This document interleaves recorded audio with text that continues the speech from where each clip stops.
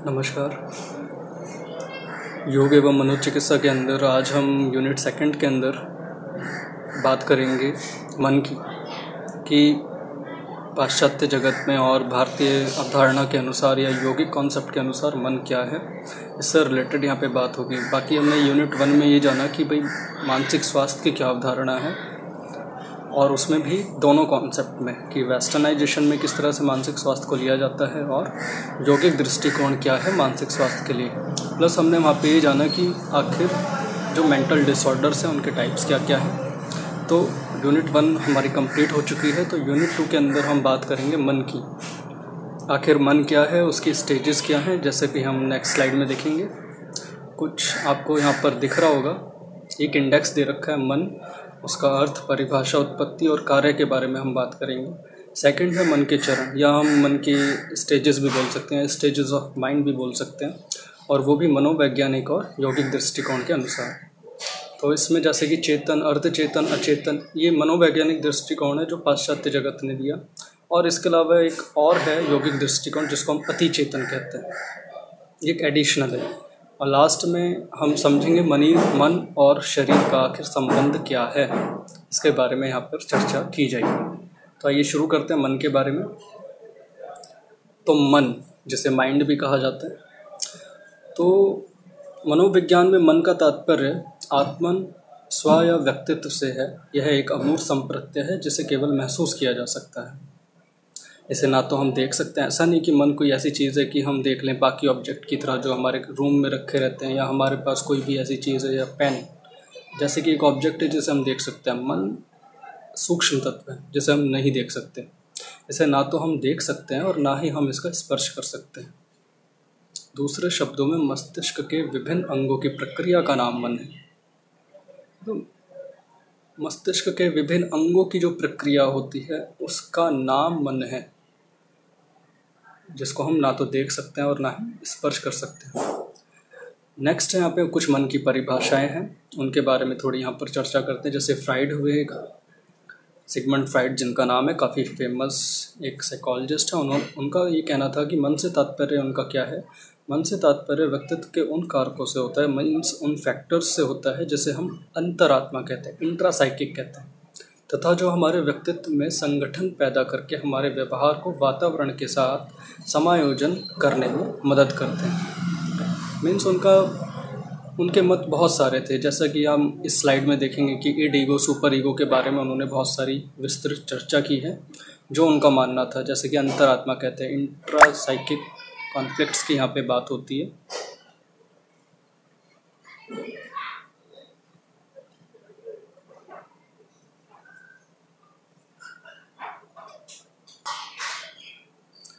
तो मन की परिभाषाओं में फ्राइड के अनुसार सबसे पहले हम जानते हैं कि मन से उनका तात्पर्य क्या था। मन से तात्पर्य व्यक्तित्व के उन कारकों से होता है, मीन्स उन फैक्टर्स से होता है जिसे हम अंतरात्मा कहते हैं, इंट्रासाइकिक बोलते हैं। तो तथा जो हमारे व्यक्तित्व में संगठन पैदा करते हैं और उसके द्वारा हमारे व्यवहार को वातावरण के साथ समायोजन करने में मदद करते हैं। वातावरण के साथ मीन्स एनवायरनमेंट के साथ एक बहुत बड़ा रोल है हमारे व्यक्तित्व का। तो यहाँ पर उन चीज़ों की बात की गई है। ऐसे बहुत से फैक्टर्स हैं जो वहाँ पे इफेक्ट करते हैं। रेबर हुए एक साइकोलॉजिस्ट, उनके अनुसार मन का तात्पर्य परिकल्पित मानसिक प्रक्रियाओं एवं क्रियाओं की संपूर्णता से है, जो मनोवैज्ञानिक प्रदत्त व्याख्यात्मक साधनों के रूप में काम करती है। नेक्स्ट चलते हैं। एक डेफिनेशन है यहाँ पर जो हमने अभी तक जानी। अब मन की अवस्थाओं के बारे में यहाँ पर बात करते हैं। मन की आखिर अवस्थाएं क्या हैं। मन की अवस्थाओं से तात्पर्य इसके विभिन्न पहलुओं से हैं। मन आत्मा या व्यक्तित्व के दो पक्ष होते हैं, जिन्हें आकारात्मक पक्ष और गत्यात्मक पक्ष कहते हैं। गत्यात्मक मीन्स डायनेमिक जो नेचर होता है उनका। मन के आकारात्मक पक्ष से तात्पर्य जहाँ संघर्ष में परिस्थिति की गत्यात्मकता उत्पन्न होती है। मन का यह पहलू वास्तव में व्यक्तित्व के गत्यात्मक शक्तियों के बीच होने वाले संघर्षों का एक कार्यस्थल होता है। मन के गत्यात्मक पक्ष से तात्पर्य उन साधनों से होता है जिसके द्वारा मूल प्रवृत्तियों से उत्पन्न मानसिक संघर्षों का समाधान होता है। नेक्स्ट चलते हैं मन के अकारात्मक पक्ष आखिर क्या क्या हैं।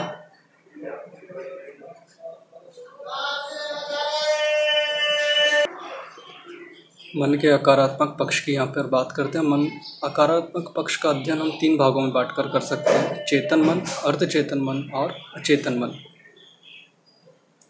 अब चेतन मन के बारे में यहाँ बात करते हैं। चेतन मन का वह भाग जिसका संबंध तुरंत ज्ञान से होता है या जिसका संबंध वर्तमान से होता है। जैसे कोई व्यक्ति लिख रहा है तो लिखने की चेतना है, पढ़ रहा है तो पढ़ने की चेतना है। अभी मैं यहाँ पर आपको कुछ बोल रहा हूँ तो ये मेरी चेतना है इस वक्त, एट प्रेजेंट जो मैं एक्टिविटीज़ कर रहा हूँ कॉन्शियस लेवल पर। व्यक्ति जिन शारीरिक और मानसिक क्रियाओं के प्रति जागरूक रहता है वह चेतन स्तर पर घटित होते हैं। इस स्तर पर घटित होने वाली सभी क्रियाओं की जानकारी व्यक्ति को रहती है। यद्यपि चेतना में लगातार परिवर्तन होते रहते हैं परंतु इसमें निरंतरता होती है, अर्थात यह कभी खत्म नहीं होती है, ना खत्म रहती है। चेतन मन की कुछ विशेषताएं भी हैं, यहाँ पर उनके बारे में देखते हैं। चेतन मन के बारे में बात करें तो यह मन का सबसे छोटा भाग है। चेतन मन का बाह्य जगत की वास्तविकता के साथ सीधा संबंध होता है। चेतन मन व्यक्तिगत, नैतिक, सामाजिक और सांस्कृतिक आदर्शों से भरा होता है। यह अचेतन और अर्धचेतन पर प्रतिबंध का कार्य करता है। चेतन मन में वर्तमान विचारों एवं घटनाओं के जीवित स्मृति चिन्ह होते हैं। अर्धचेतन मन की यहाँ पर बात करते हैं। देखिए बहुत सारे टॉपिक्स हैं तो इनके बारे में हमें जनरली जो जानकारी होनी चाहिए बेसिक, उसके बारे में हम यहाँ पर जान रहे हैं। बस अर्धचेतन मन के बारे में बात करते हैं। अर्धचेतन का तात्पर्य वैसे मानसिक स्तर से होता है जो वास्तव में ना तो पूरी तरह से चेतन है और ना ही पूरी तरह से अचेतन। इसमें वैसी इच्छाएं, विचार, भाव आदि होते हैं जो हमारे वर्तमान चेतन या अनुभव में नहीं होते परंतु प्रयास करने पर वे हमारे चेतन मन में आ जाती हैं। अर्थात यह मन का वह भाग है जिसका संबंध ऐसी विषय सामग्री से है जिसे व्यक्ति इच्छा अनुसार कभी भी याद कर सकता है। इसमें कभी कभी व्यक्ति को किसी चीज़ को याद करने के लिए थोड़ा प्रयास करना पड़ता है।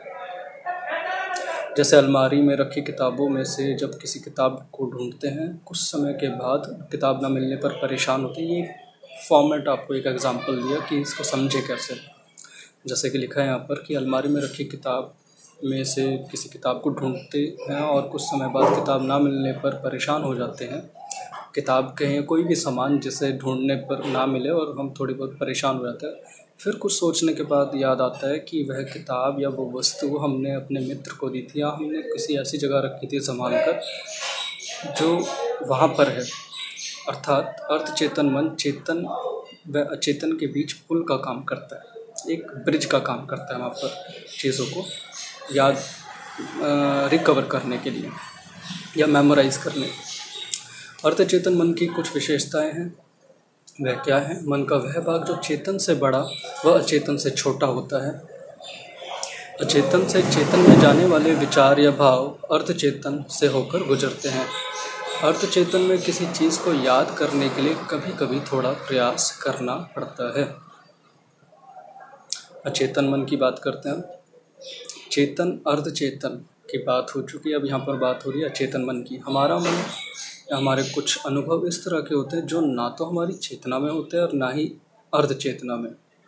ऐसे अनुभव अचेतन में जाते हैं। अचेतन मीन्स जो अनकॉन्शियस पार्ट कहा जा रहा है, बहुत गहराई में चले जाते हैं।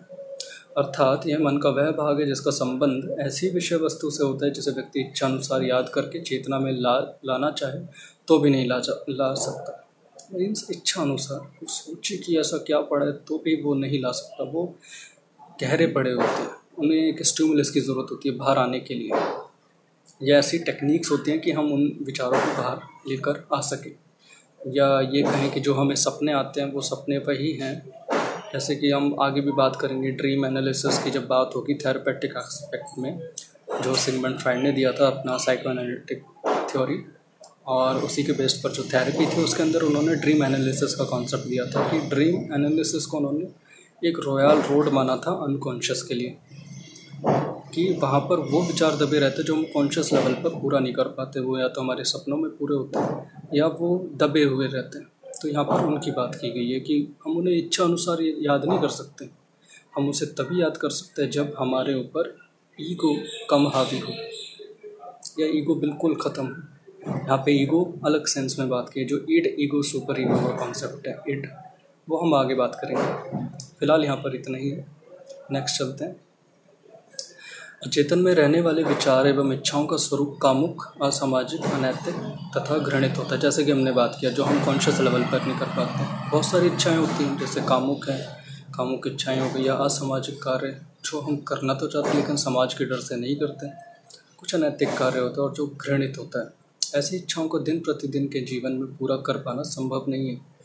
अतः इन इच्छाओं को चेतन से हटाकर अचेतन में दबा दिया जाता है, और वहाँ पर ऐसी इच्छाएं समाप्त नहीं होती, बल्कि समय समय पर ये इच्छाएं चेतन स्तर पर आने का प्रयास करती हैं। ठीक है, लास्ट हमने पढ़ा कि हम इच्छा के अनुसार उसको बाहर नहीं ला सकते, लेकिन समय समय पर ये इच्छाएं जो हैं, जो दबी पड़ी हैं हमारे अचेतन मन में, वो चेतन स्तर पर आने का प्रयास करती हैं। फ्राइड ने सिद्धांत की तुलना आइसबर्ग से की है, जिसका 9/10 भाग पानी के अंदर और 1/10 भाग पानी के बाहर रहता है। पानी के अंदर वाला भाग अचेतन तथा पानी के बाहर वाला भाग चेतन होता है, तथा जो भाग पानी के ऊपर सतह से स्पर्श करता हुआ होता है वह अर्धचेतन कहलाता है। जैसे कि यहाँ पर अब आपको कुछ कॉन्सेप्ट यहाँ पे क्लियर होगा इस पिक्चर के माध्यम से। आप यहाँ पर देख सकते हैं, ये आइसबर्ग का कॉन्सेप्ट था। एक लेवल बना दिए यहाँ पे, कॉन्शियस, प्री कॉन्शियस, जैसे सब कॉन्शियस भी कहते हैं, और एक अनकॉन्शियस जो गहराई में है, चेतन, अर्धचेतन और अचेतन। यहाँ पे बहुत सारी बातें, इड ईगो सुपर ईगो की जो हमने बात की। इड किस पर काम करता है? जो प्लेजर प्रिंसिपल, जो तुरंत हमें खुशी दे। वहीं सुपर ईगो किस पर काम करता है? जो परफेक्शन प्रिंसिपल पर है, मीन्स जो मॉरल वैल्यूज़ की बात करते हैं कि यार ऐसा नहीं करना चाहिए, ये वो। तो ईगो क्या करेगा? वो बैलेंस बनाने का काम करेगा कि चलो ऐसा करते हैं जो ठीक भी हो और किसी को बुरा भी नहीं लगे, कुछ ऐसा कॉम्प्रोमाइज़ का जो काम करे वो वहाँ पर है। तो यहाँ पे हमारे थॉट्स, हमारे विचार, जो भी हमारी इच्छाएं हैं, उनके लेवल बताए गए। चेतना पे कौन सी होती है, सबकॉन्शियस पे कौन सी होती है और अनकॉन्शियस पर कौन सी होती है।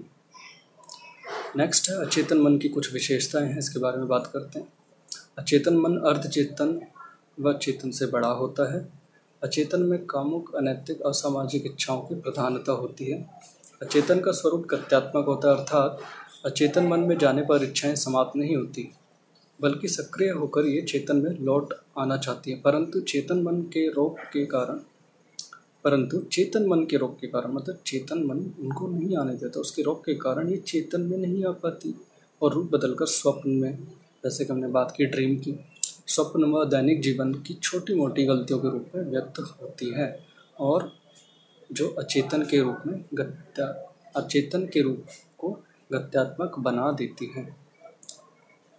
लाइक कहीं पे लड़ाई हो गई किसी दोस्त की, तो आपस में पुरानी बातें उसको याद आने लगती कि नहीं तूने ऐसा किया था, ये वो बहुत सारी बातें वहाँ पर रिलेट होने लगती हैं। नेक्स्ट है अचेतन के बारे में व्यक्ति पूरी तरह से अनभिज्ञ रहता है, क्योंकि चेतन का संबंध वास्तविकता से नहीं होता। कभी कभी ऐसा भी होता है कि वो ऐसी बातें बोल देता है जब उसे लेकिन बताया जाता है कि यार तुम तो ऐसा बोल रहे थे, उसको यकीन नहीं होता कि उसने ऐसा कैसे दिया, क्योंकि वो उसके अनकॉन्शियस में पड़ी हुई थी। वो एक स्टूमुलेंट का काम किया, उसकी कुछ चेतन एक्टिविटीज़ ने, उसके एनवायरनमेंट में कुछ ऐसी एक्टिविटीज़ ने जो काम किया उन्होंने अचेतन में छिपी हुई बातों को बाहर लाने के लिए। झगड़े वगड़ों में आप अक्सर देखते हैं कि शांत रहने वाला व्यक्ति भी किस तरह से झगड़ालू हो जाता है, या किस तरह से वो वर्डिंग्स यूज़ करने लगता है। ठीक वही बात है यहाँ पर, मीन्स वास्तविकता से कोई संबंध नहीं होता। अचेतन मन का छिपा हुआ भाग होता है, वह मन का छिपा हुआ भाग होता है। यह एक बिजली के प्रवाह की बात ही होता है, जिसे सीधे देखा नहीं जा सकता, परंतु इसके प्रभाव के आधार पर इसको समझा जा सकता है। स्पष्ट है कि अचेतन अनुभूतियों एवं विचारों का प्रभाव हमारे व्यवहार पर चेतन, अर्धचेतन अनुभूतियों एवं विचारों से अधिक होता है। इसी कारण अचेतन व अर्धचेतन का आकार चेतन की अपेक्षा बड़ा होता है। चेतन, अर्धचेतन तथा अचेतन मन का तुलनात्मक अध्ययन, एक यहाँ पे कुछ बातों को हम यहाँ पर देखेंगे कि एक कंपैरिजन के तौर पर यहाँ पर बताया गया। जैसे चेतन मन का वह भाग है जिसका संबंध तुरंत ज्ञान से होता है। अर्धचेतन मन का वह भाग है जिसका संबंध ऐसी विषय सामग्री से होता है जिसे व्यक्ति इच्छानुसार कभी भी याद कर सकता है। ठीक, नेक्स्ट है चेतन मन का आकार छोटा, अर्धचेतन मन का आकार उससे बड़ा और अचेतन मन का आकार सबसे बड़ा होता है। नेक्स्ट है, चेतन मन में केवल वर्तमान अनुभव की स्मृतियाँ रहती हैं, परंतु अचेतन मन का संबंध पिछले अनुभव से होता है। और अर्थ चेतन में ऐसे अनुभव से होता है जो पिछली अनुभूतियों अनुभव तो होती हैं, परंतु आवश्यकता पड़ने पर हम उनका प्रत्यावहन कर सकते हैं। चेतन मन का विषय व्यक्त एवं स्पष्ट होता है। अचेतन मन में विषय पूरी तरह से दमित होते हैं और अचेतन मन में विषय आंशिक रूप से दमित होते हैं। नेक्स्ट है, मन के कुछ गत्यात्मक पक्ष भी है। अभी तक हमने आकारात्मक पक्ष की बात की थी, तो मन के गत्यात्मक पक्ष से तात्पर्य उन साधनों से होता है जिसके द्वारा मूल प्रवृत्तियों से उत्पन्न मानसिक संघर्षों का समाधान होता है। मूल प्रवृत्तियों से तात्पर्य वैसे जन्मजात और शारीरिक उत्तेजना से होता है जिसके द्वारा व्यक्ति के सभी तरह के व्यवहार निर्धारित किए जाते हैं। मूल प्रवृत्तियाँ दो तरह की होती है, एक है जीवन मूल प्रवृत्ति, एक है मृत्यु मूल प्रवृत्ति। तो जीवन मूल प्रवृत्ति में व्यक्ति सभी तरह के रचनात्मक कार्य करता है, लेकिन जो मृत्यु मूल प्रवृत्ति है उसमें व्यक्ति सभी तरह के विध्वंसात्मक कार्य करता है। सामान्य व्यक्ति में इन दोनों तरह की मूल प्रवृत्तियों में संतुलन पाया जाता है, और जब इन परस्पर विरोधी मूल प्रवृत्तियों में संघर्ष होता है तो व्यक्ति उनका समाधान करने की कोशिश करता है। इस तरह के समाधान के लिए मुख्य रूप से 3 प्रवृत्तियों का वर्णन किया गया है। वो क्या है? उपाहम, अहम और नैतिक मन। जैसे कि हमने बात की एक छोटी सी ईगो सुपर ईगो की एक चर्चा हुई थी छोटी सी, और यहाँ पर अब इसको विस्तृत तौर पर हम यहाँ पे जानने की कोशिश करेंगे। और योगिक कॉन्सेप्ट में भी आप लोगों को पता है कि योग में किस तरह से मन की अवधारणा रखी गई। बहुत मतलब मन की प्रधानता बहुत रखी गई है योग में। अंतःकरण से भी यहाँ पर बात की जाती है। अंतःकरण जैसे कि मन, बुद्धि, अहंकार और चित्त का कॉन्सेप्ट है वहाँ पर।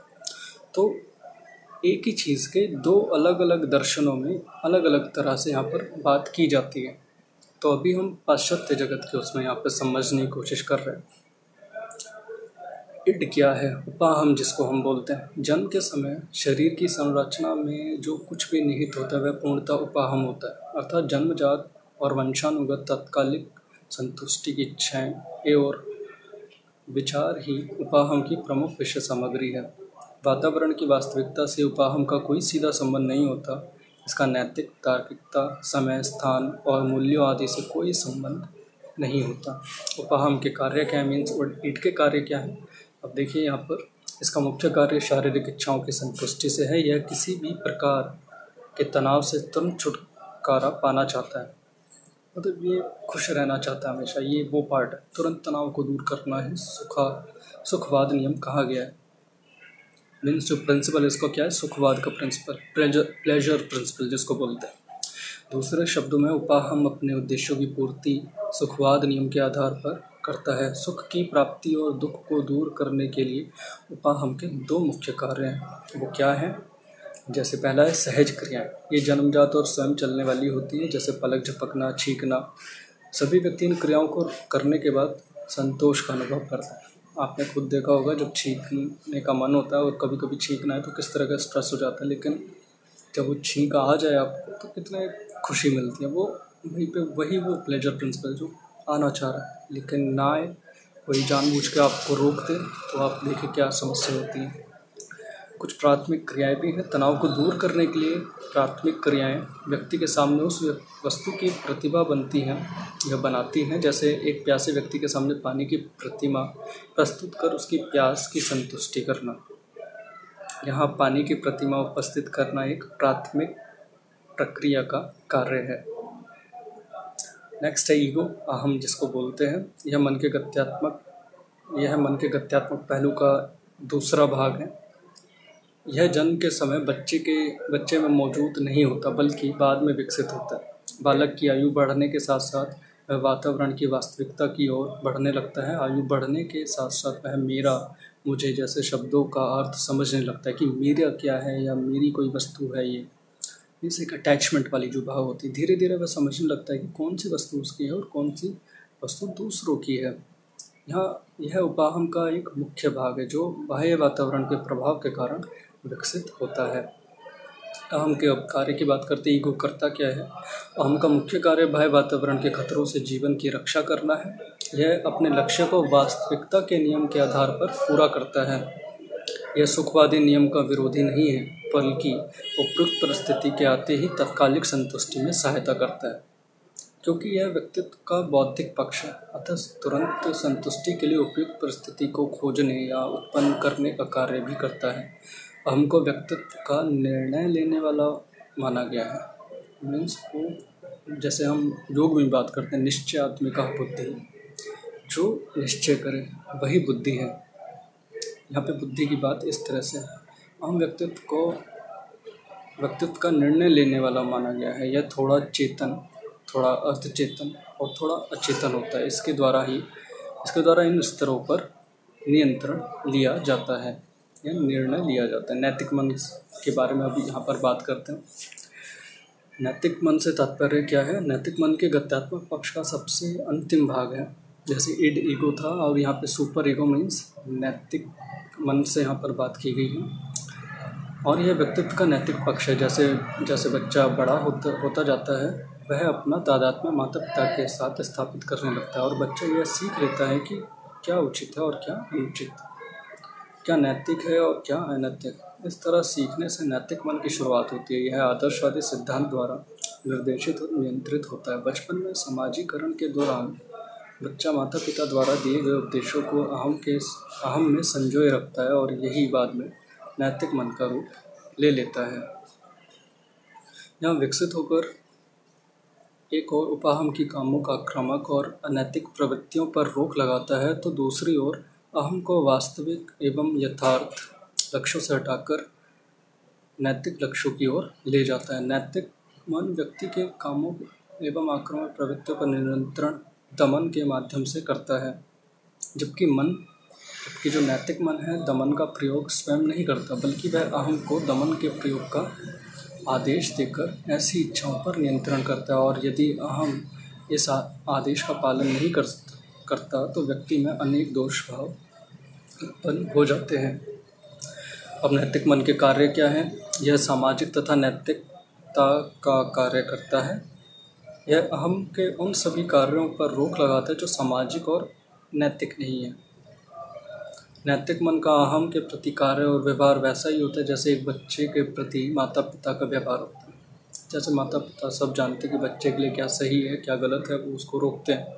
इसी तरह से यहाँ पर नैतिक मन की बात है कि भाई क्या करना चाहिए क्या नहीं करना चाहिए, जो एक हार्मोनी लाने की कोशिश करता है। वो बताते हैं कि नहीं ऐसा नहीं करना चाहिए, ये गलत है, ये असामाजिक है, या ऐसी बातों का समाज पे क्या असर पड़ता है, समाज क्या सोचेगा, जो सबकी फिक्र करे। अतः जो नैतिक मन के कुछ मुख्य कार्य हैं वो क्या है? उपाहम के अनैतिक, असामाजिक और कामुक संवेगों पर रोक लगाना, अहम के आवेगों को नैतिक और सामाजिक लक्ष्यों की ओर ले जाने की कोशिश करना, पूर्ण सामाजिक और आदर्श प्राणी बनाने के लिए प्रयास करना। उपाहम, अहम और नैतिक मन के संबंध क्या है? उपाहम, अहम और नैतिक मन तीनों का ही संबंध व्यक्तित्व के व्यक्तित्व से है और ये तीनों इकाइयाँ गतिशील हैं। उपाहम आनंद सुख सिद्धांत, प्लेजर प्रिंसिपल। अहम वास्तविकता सिद्धांत पर काम करता है। वास्तविकता क्या है इस चीज़ की, उस पर। नैतिक मन आदर्शवादी सिद्धांत से नियंत्रित होता है। सामान्य व्यक्तित्व में इन तीनों ही अंगों में पर्याप्त मात्रा में मिल पाया जाता है। इन तीनों इकाइयों में जितनी ही खींचातानी होती है, व्यक्ति का व्यक्तित्व उतना ही अधिक असामाजिक होता है। मीन्स जितनी खींचातानी इनमें हमेशा लगी रहेगी, वो व्यक्ति उतना ही असामाजिक आपको दिखेगा और उसके व्यक्तित्व का विघटन उतना ही अधिक होता है। जबकि सामान्य व्यक्तित्व के लिए आवश्यक है कि इन तीनों में आपस में समायोजन बना रहे, एक हार्मोनी बने रहे। जब इन तीनों के बीच कोई एक या दो इकाई अधिक प्रभावशाली होती है तो इनमें आपस में समायोजन बिगड़ जाता है।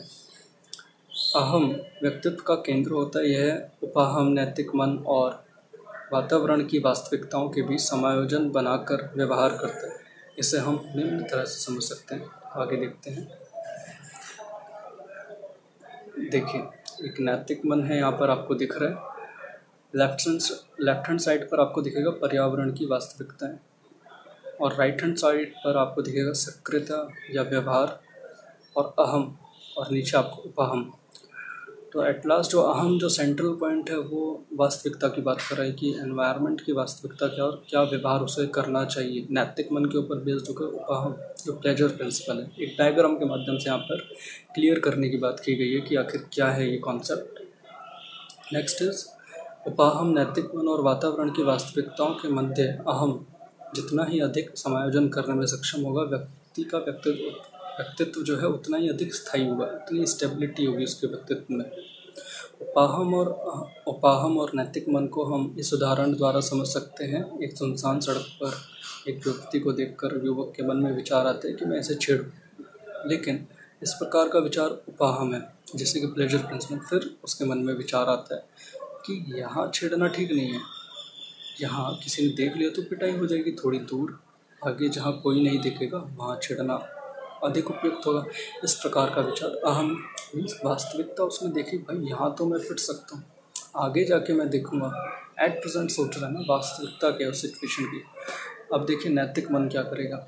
फिर उस युवक के मन में विचार आता है कि नहीं, इसे छेड़ना अच्छी बात नहीं है, यह युवती किसी की बेटी होगी या किसी की बहन होगी, समाज में इस तरह का व्यवहार अच्छा नहीं माना जाता।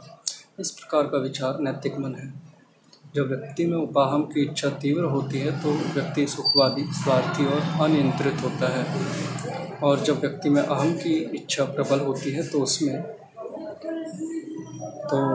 होता क्या है कि व्यक्ति सुखवादी, स्वार्थी और अनियंत्रित होता है। और जब व्यक्ति में अहम की इच्छा प्रबल होती है तो उसमें मैं की अधिकता होती है। जिस व्यक्ति में नैतिक मन तीव्र होता है वह व्यक्ति आदर्शवादी होता है, उसमें भले बुरे का विचार अधिक होता है। नेक्स्ट है उपाहम, अहम और नैतिक मन के बीच समानताएं एवं विभिन्नताएं क्या हैं। फ्राइड के अनुसार एक स्वस्थ सामान्य व्यक्ति में तीनों ही काफ़ी समन्वित ढंग से कार्य करते हैं तथा इसमें किसी प्रकार का संघर्ष नहीं होता। इन तीनों में कुछ समानताएं और विभिन्नताएं पाई जाती हैं जो इस प्रकार हैं। समानताएं कैसी हैं उनको देखते हैं। उपाहम, इड, ईगो, सुपर ईगो। उपाहम, अहम, नैतिक मन तीनों ही मन के गत्यात्मक पहलू, डायनेमिक एस्पेक्ट्स हैं, काल्पनिक भाग हैं जिन्हें अन्य वस्तुओं की भांति दिखाया नहीं जा सकता। किसी भी मानसिक संघर्ष में तीनों के तीनों शामिल रहते। कोई भी मानसिक संघर्ष हो, अंतर सिर्फ मात्रा का होता है, कौन किस पर कितना हावी है। अब इसमें विभिन्नताएं क्या डिफ्रेंशिएशंस हैं। उपाहम बच्चों में जन्म से ही मौजूद रहता है। 1 वर्ष बाद बच्चों में अहम का विकास होता है, और जब बच्चा 3-4 वर्ष का हो जाता है तब वह अपने माता पिता के संबंध या तादात्म्य स्थापित कर लेता है उनके साथ, तथा उनके द्वारा कही गई बातों को ग्रहण करने लगता है।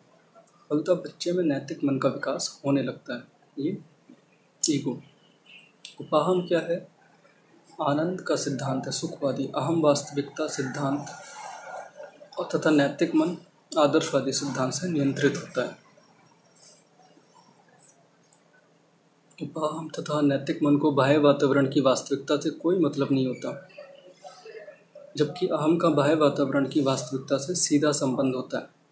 उपाहम पूरी तरह से अचेतन होता है, जबकि अहम और नैतिक मन दोनों ही थोड़ा चेतन, थोड़ा अर्ध चेतन और थोड़ा अचेतन होते हैं। उपाहम तथा नैतिक मन को बाह्य वातावरण की वास्तविकता से कोई मतलब नहीं होता, जबकि अहम का बाह्य वातावरण की वास्तविकता के साथ सीधा संबंध होता है। उपाहम पूरी तरह से अचेतन होता है, जबकि अहम और नैतिक मन दोनों ही थोड़ा चेतन, थोड़ा अर्धचेतन और थोड़ा अचेतन होते हैं। अहम एक समायोजक के रूप में कार्य करता है, जबकि उपाहम और नैतिक मन की प्रवृत्ति परस्पर विरोधी होती है। मीन्स जैसा कि हम जान ही चुके हैं कि ईड काम करता है प्लेजर प्रिंसिपल, और नैतिक मन जो सोशल वैल्यूज़ या मॉरल वैल्यूज़ की बात करेगा, ये दोनों विरोधाभासी हैं आपस में। लेकिन अहम क्या करेगा, इन दोनों में समायोजन का काम करता है, एक मीडिएटर का काम करता है। नेक्स्ट इज उपाहम पूरी तरह से अनैतिक होता है, जबकि नैतिक मन पूरी तरह से नैतिक होता है। अब लास्ट है यहाँ पर मन और शरीर का रिलेशन क्या है आखिर। अब इसका फंडामेंटल एस्पेक्ट ये है कि शरीर और मन अलग नहीं किया जा सकता, और यह है कि जो भी कोशिकाएं शरीर में अपने स्वयं के उपचार के लिए स्वाभाविक रूप से कंपन होता रहता है हमारी बॉडी के अंदर। योग का भी बहुत से कॉन्सेप्ट हैं यहाँ पर। शरीर और मन का अंतर संबंध यहाँ पर दर्शाया गया है कि जैसे कहा जाता है कि भाई जैसा खाओ मन वैसा पाओ मन, मीन्स हमारा शरीर और हमारा मन आपस में इंटर रिलेटेड है। ऐसी बहुत से रिसर्चेज हुई हैं जिसमें योगीज़ के ऊपर रिसर्चेज की गई कि वो अपने मन के द्वारा, अपने मन की संकल्प शक्ति के द्वारा अपने फिजियोलॉजिकल स्टेट्स के अंदर एक चेंजेस को रोक सकते हैं, मीन्स अपनी इच्छा अनुसार उन चीज़ों को यहाँ पर चला सकते हैं। और यहाँ पे बेसिक कॉन्सेप्ट क्या है, जैसे यह स्वाभाविक है कि एक महत्वपूर्ण ऊर्जा प्राण की प्रवाह से कंपन की सुविधा होती है, मीन्स वाइब्रेशंस होते रहते हैं बॉडी के अंदर हमेशा। ये उपचार प्रवाह की यह एक प्राकृतिक स्थिति हो सकती है। चोट, विषाक्त पदार्थ या संतुलन से बाधित, मीन्स जो भी हार्मोनल सिक्रेशन में फिजियोलॉजिकल चेंजेस आते हैं जिससे शरीर में कोई रोग हो जाते हैं या कोई भी समस्याएं आने लगती हैं, ऐसा होने पर शरीर मन बन जाता है। बैक्टीरियल वायरल आक्रमण, अंतर्स्रावी जो ग्रंथियाँ होती हैं उनसे जो हार्मोनल सिक्रेशन होता है उनके लिए कमज़ोर, असंतुलन और शरीर के तापमान और पिट्यूटरी फंक्शन में गड़बड़ी हो जाती है। लक्ष्य इनका क्या होता है, प्राण के प्रवाह को बहाल करना। इसलिए शरीर एक बार फिर से खुद को ठीक कर सकता है या आत्मनियमन कर सकता है। ये माइंड बॉडी मेडिसिन के अंदर ये कॉन्सेप्ट आता है कि इंटरकनेक्टेड किस तरह से मन के अंदर कुछ विचारों का बदलाव करके किस तरह से हम फिजियोलॉजिकल एक्टिविटीज़ के अंदर चेंजेस ला सकते हैं। मीन्स ऐसी भी रिसर्चेज हुई हैं जिनका मन बहुत ज़्यादा उदास रहता है या स्ट्रेस का क्या इफेक्ट पड़ता है हमारी बॉडी की फिजियोलॉजी पर। लाइक जनरली जो स्ट्रेस का देखा जाता है, डाइजेस्टिव सिस्टम थोड़ा बिगड़ जाता है, थोड़ा पाचन की समस्याएं होने लगती हैं। और भी ऐसी हैं जो समस्या जो मन में है लेकिन वो दिखती किसके ऊपर है, शरीर के ऊपर, कोई रोग हो जाना उनको, धीरे धीरे ये चीज़ें और ज़्यादा विकराल रूप लेने लगती हैं। तो आज हम यही बात करेंगे। धन्यवाद।